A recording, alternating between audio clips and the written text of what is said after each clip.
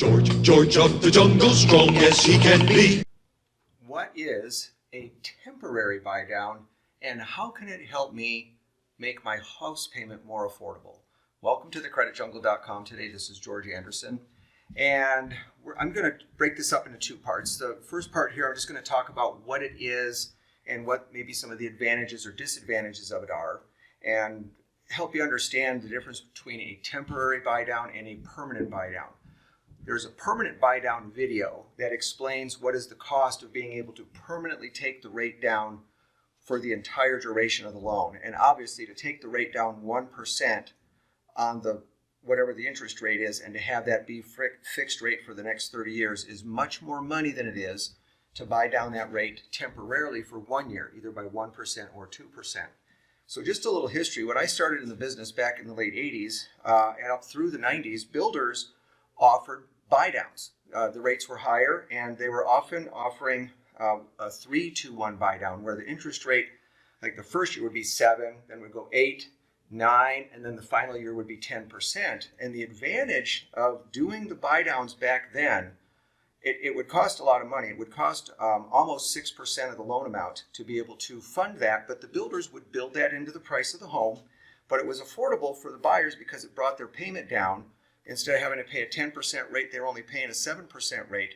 But the really good thing about it was that they could qualify for the loan based on 8% interest. So now that the buy downs have resurfaced, Fannie Mae, Freddie Mac, Ginnie Mae, FHA, VA, USDA, everybody has reinstituted some buy down guidelines, and the thing that they've changed on it is that you have to qualify at whatever the rate ends up at. So it doesn't matter if you bought it down 10-to-1 and then started at 1 and ended up at 10. You have to qualify at 10. So from the standpoint of helping the buyer qualify to get more house, a 2-1 buy down doesn't do that. But there are some things that make sense. I had a couple that was relocating, and the wife had her job. The husband did not have his yet. He was confident that he would get it, but there's going to be a while there where he just wanted to take the first job that came along, and they wanted to see if they could use a buy down to keep their payment low, hoping that maybe interest rates would refinance, sometime and get a better rate, and if not, give the husband some time to find a job and take the sting out of that first year's house payment on there. So the buy down still makes sense, but the other thing on here is that they cost money, and we're going to break it down here how much it costs. But the important part to understand on this is that if you want the same rate, if somebody says, well, where are rates today, George? Well, rates for today would be at 7%. Oh, okay, well, great. Well, then I want to pay for a 2-1 buy down on that. So the guidelines specifically say that if the seller pays 100% of the cost of that buy down, then you don't have any adjustment to what that terminal loan rate would be. So 7%, you say, okay, great, it's 2-1 buy down. You figure out purely just the cost of the buy down. There is not what's called a loan level pricing adjustment. So that's the rate. Now, if the seller is not kicking in enough money to cover all of that, and if the buyer or the lender have to kick in any portion, even $1 of the cost of that buy down, then that rate, you may not be dealing with a 7% rate. You might start at 7.25%, and the seller pays some, buyer pays a little bit, lender kicks in, but you're not ending up with the best rate that you could get. So it's always good to get a good estimate of what the buy down is going to cost, and then have the seller pay 100% of that. In fact, the requirements is that once the loan is locked and you figure out the cost of that buy down, the exact amount to the penny, then you have to do an addendum. So let's just say that the buy down was going to cost, say, 2.5% of the amount of the loan, but the seller was paying 3%. You'd have to do an addendum on that. And the seller says, well, I'm already paying 3%. I know I'm kicking in this. What do you care how the money gets accounted for? Well, that 2-1 buy down has to go into an escrow account with the servicing lender.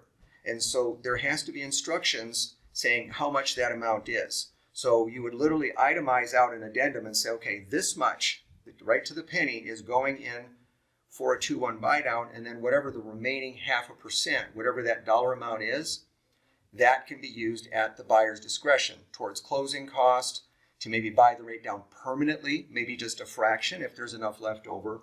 But that money gets allocated to the servicing lender's escrow account.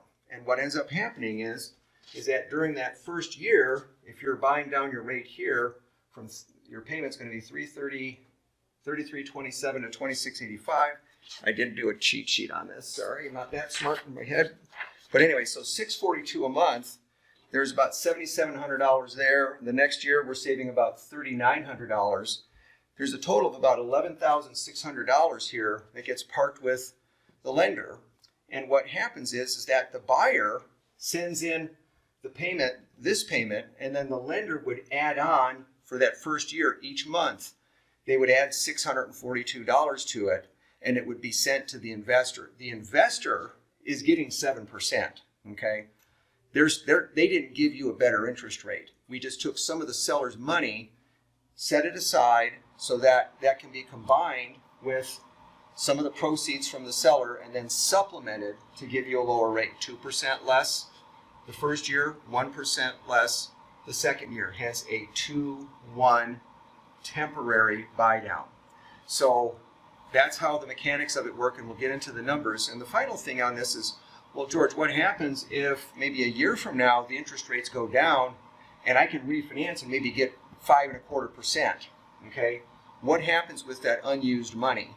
Well, most of the servicing lenders, okay, and this is just going to depend a little bit on which ones you're working with, they will release that money to be applied against the principal balance of the loan. They may not give it back to you as a check, okay, but it doesn't evaporate, okay? The unused funds either go back to the borrower or they apply as a principal reduction towards whatever is left on the loan. So either way, it's a good thing, and it's not money that's thrown away. Whereas on a permanent buy down, if you bought down that rate and paid a bunch of money to buy the rate down permanently, okay, and then a year later you can refinance at a lower rate than that, maybe you spent $10,000 or $12,000 to get the interest rate down 0.75%.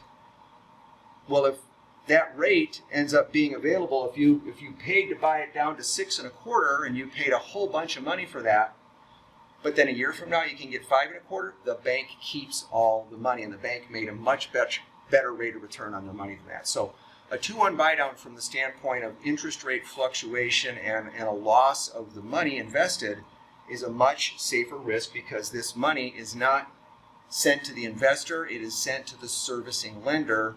And then again, it's either applied as a principal reduction or you get the money back. So, hope that answers some of the questions on that. I'm going to get into the math of this and what it costs and how you calculate it. So thanks for coming into thecreditjungle.com today. Push button, get mortgage professional.